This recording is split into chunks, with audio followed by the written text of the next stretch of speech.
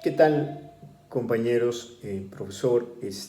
Sobre el tema de transhumanismo, y partiendo de la definición que da Antonio Diegues como un movimiento que está posibilitado por las oportunidades tecnológicas de crear mejoras en los seres humanos, los seres vivos, estas mejoras a veces con objetivos muy puntuales, como la búsqueda de la inmortalidad, de la inteligencia avanzada o de mejores condiciones de bienestar, eh, pero con implicaciones, por supuesto, culturales, políticas sobre todo, sociales, inclusive económicas, ¿no? A mí, por ejemplo, el trabajo de Olga Campos que abordamos me parece un cuestionamiento franco hacia las posibilidades del transhumanismo, porque tampoco creo que la manera de abordarlo sea desde negarnos a los beneficios que obtenemos de la tecnología. No lo hemos hecho. Históricamente no lo hemos hecho, pero también hemos abordado de maneras muy incorrectas la ciencia, y por eso la importancia, la relevancia de una ética relacionada a estas posibilidades de la mejora, como ella lo llama, una ética de la mejora. La mejora es necesaria, y de aquí empezaría yo a construir mi pensamiento. Sí, la mejora es necesaria en ciertas condiciones, y creo que justo tomar elementos como la justicia distributiva y hacer un enfoque sobre cuáles son las condiciones en las que la mayoría de las personas estamos, que pueden ser muy diversas. Ella misma lo llama, que la naturaleza misma per se nos da condiciones muy desiguales para todos, ¿no? Entonces, en esos espacios pudiera haber cabida para una mejora que nos acercara a una mejor justicia distributiva. Creo que son los casos interesantes a explorar de los beneficios del transhumanismo, ¿no? Y en específico apuntando justo a esas condiciones que discapacitan. Porque lo cierto es que hacer el mundo más accesible ha sido un camino muy, muy lento, muy, ¿cómo se llama?, limitado, pese a que está en nuestro poder, ¿no? El mundo no es accesible, las ciudades no se diseñan de manera accesible, las sociedades no son abiertas realmente a la diversidad como muchos pueden presumir. Pues todavía estamos viendo casos terribles de racismo y demás. Entonces, por supuesto que la sociedad y cómo vivimos no es nada amable para alguien que está condicionado a una cierta discapacidad.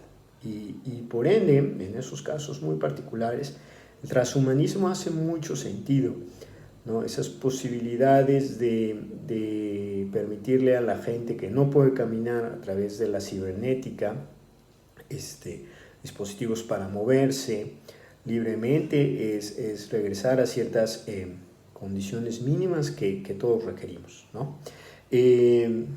Claro, acá habrá que profundizar mucho en la naturaleza humana, que me parece que es un tema que la antropología filosófica aborda, y se puede delinear uno en varios preceptos, aunque personalmente creo que no podemos negar que nuestras capacidades de raciocinio, nuestra posibilidad de generar tecnología, pues va muy de la mano con nuestra naturaleza, ¿no? Y por ende, sí creo que es natural, por así llamarlo, que nuestra tecnología nos lleve a la siguiente fase de evolución.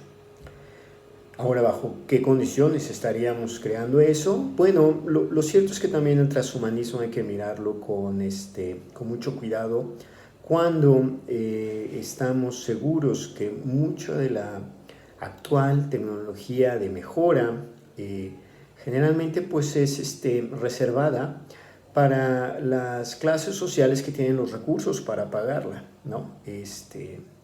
Y muchos de los beneficios de la tecnología siempre generalmente, dados sus costos, se disponibilizan a una clase alta, ¿no? Entonces, el transhumanismo, desde una perspectiva consecuencialista, pues puede generar una nueva condición de clase o incluso de raza, ¿no?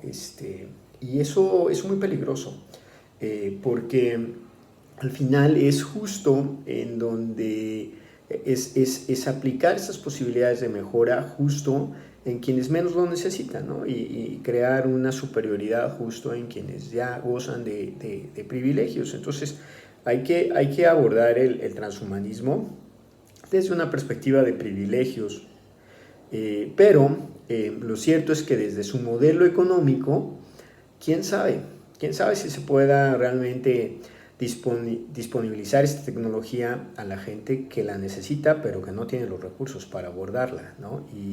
Y ese es un tema de la realidad comercial del mundo. Entonces, ese sería mi único cuestionamiento sobre este entusiasmo que hay sobre la parte del transhumanismo. Ahora, Olga Campos también aborda es muy interesante la propuesta de que, bueno, si de repente estamos hablando de esta posibilidad de mejora en las personas, habrá que cuestionarse si no tenemos un enfoque antropocéntrico, un enfoque especista y solo estamos pensando en la mejora para nosotros, y hay otros seres no humanos sintientes que están en condiciones también de poder ser mejorados. Yo a ese respecto creo que es una rama interesante a explorar. No estoy seguro que sea una discusión apremiante. Creo que antes de que eso ocurra, habrá que entender más sobre estos seres vivos sintientes. Habrá que explorar un poco más sobre su condición, y en realidad en este punto, más que una mejora de cualquier naturaleza tecnológica, lo que no tienen estos seres sintientes es la certeza de que sus ecosistemas van a seguir funcionando, ¿no? Entonces, me parece que hay unos temas más apremiantes que de repente explorar sobre el transhumanismo para especies no humanas sintientes. Habrá que trabajarlo posterior, de la misma manera que creo que el transhumanismo, aunque sea una conversación muy vigente, tiene que ocurrir posterior a que resolvamos algunos aspectos mucho más urgentes para la humanidad, ¿no? Como es el tema de la justicia distributiva. O sea, siento que no puede haber transhumanismo con una segmentación tan radical de clases sociales y con una brutal mayoría de personas sumidas en la pobreza. Siento también que no puede haber transhumanismo si tampoco resolvemos nuestra aceptación hacia la diversidad, nuestro entendimiento de las diferentes posibilidades de expresar nuestra naturaleza humana, precisamente, que superemos algunos conceptos, como el concepto de la raza, que quede en desuso, por ejemplo, y para evitar la trampa de generar una raza superior, esta vez, ¿no? Que no va a ser ahora por el color de su piel, sino podría ser simplemente porque tuvo el dinero para comprar varias mejoras en su corporalidad, ¿no? O en su capacidad. Y creo que el otro tema que hay que reforzar antes de abordar el transhumanismo es justo nuestros conceptos de bienestar, placer, dolor y sufrimiento, ¿no? Que es un trabajo que yo insisto que se ha desde el estoicismo se ha demeritado la importancia de entender el placer y la relevancia en nuestro comportamiento.